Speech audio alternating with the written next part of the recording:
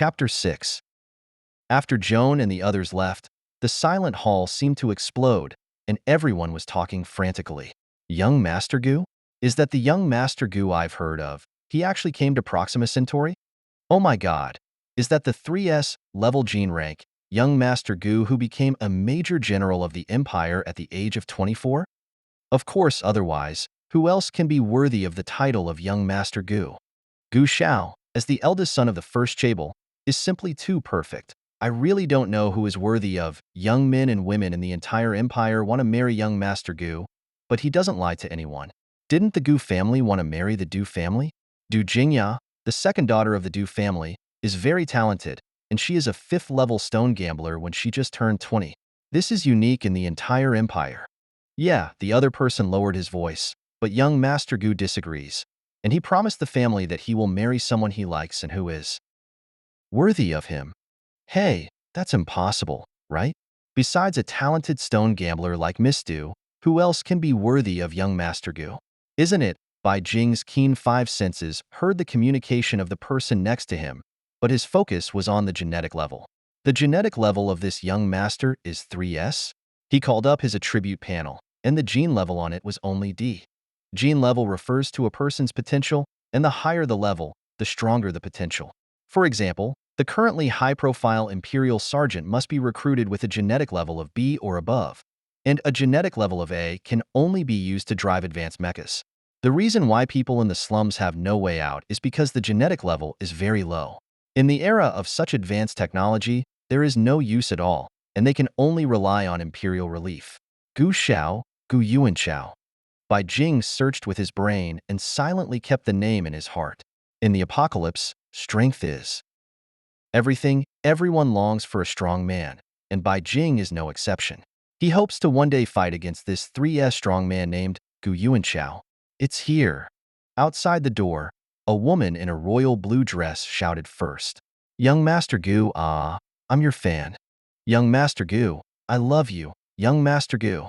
Bai Jing was about to leave when he saw thousands of young men and women crowded into the gambling stone shop at the entrance of the hall. Bai Jing was stunned for a rare moment. He had never seen such a terrifying scene before. Young men and women dressed in all kinds of gorgeous clothes swarmed up, each with a morbid excitement on their faces, hoarsely shouting the name of young Master Gu, pushing hard like crazy. Their hair was messy and embarrassed. Some even had their clothes torn. Compared with such a huge crowd, the fans of the 2 stone gamblers just now are nothing at all. Gu's uniformed staff were tall and grim-faced, and wore various advanced equipment around their waists. They were well trained around each other and showed no pity, but within a few minutes, the fanatical fans were kicked out of the stone gambling shop and the isolation device was activated. The hall soon returned to normal, and the stone betting battle continued. Bai Jing quickly left the gambling stone shop and turned to a remote road after 20 minutes. This is his newly rented long-term rental room, 3,000 stars a month, which is much cheaper than the daily payment. When he was halfway, Bai Jing's body froze. The sense of crisis that he had cultivated for a long time in the last days made him roll quickly to the left, only to hear the sound of bang bang.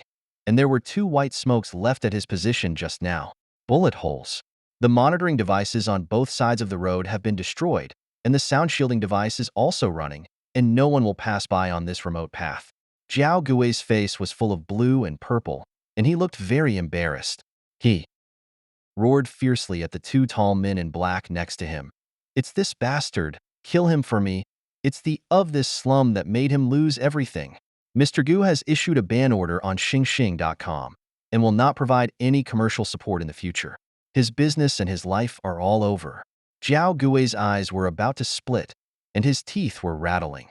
There's nothing he can do about Mr. Gu, but this little bastard. He must rip off his skin with his own hands, and then stab him with thousands of knives to relieve the hatred in his heart. Bai Jing dodged the light bullet of the man in black extremely fast, and his figure was so fast that only an afterimage remained.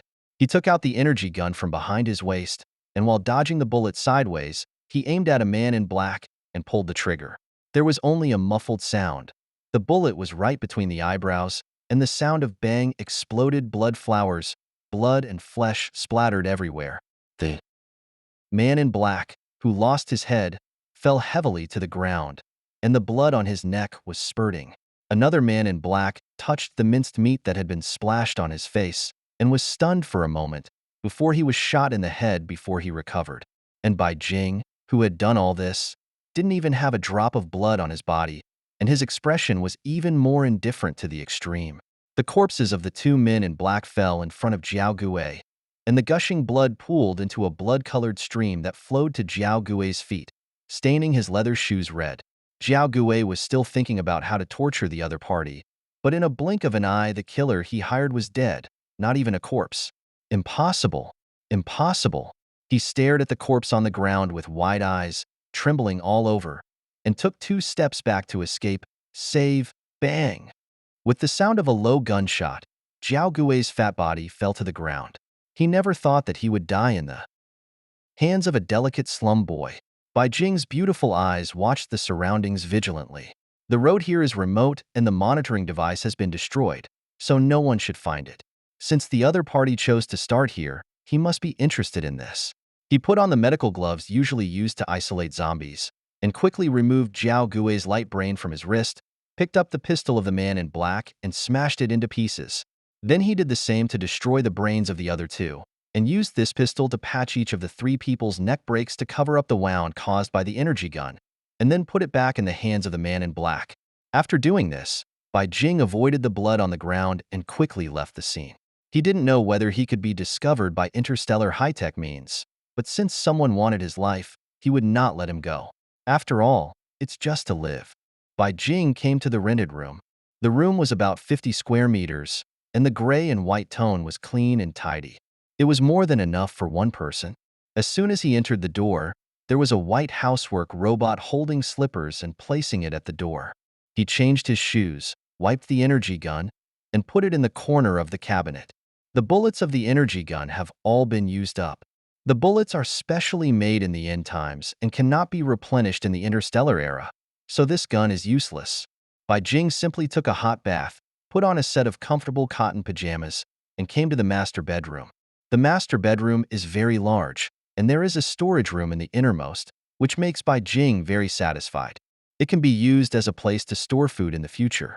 He opened his brain and ordered a green vegetable, a shiitake mushroom, a dozen eggs, 2 tomatoes, and 2 sets of ordinary clothes in the mall, costing a total of 1,000 stars.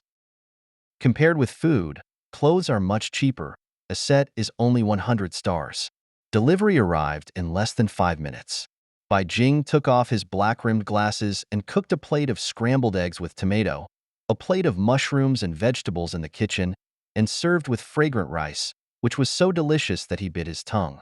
He ate nothing left over from the 2 plates of stir-fried vegetables and ate 2 large bowls of rice, and he could make another egg-fried rice with the remaining rice.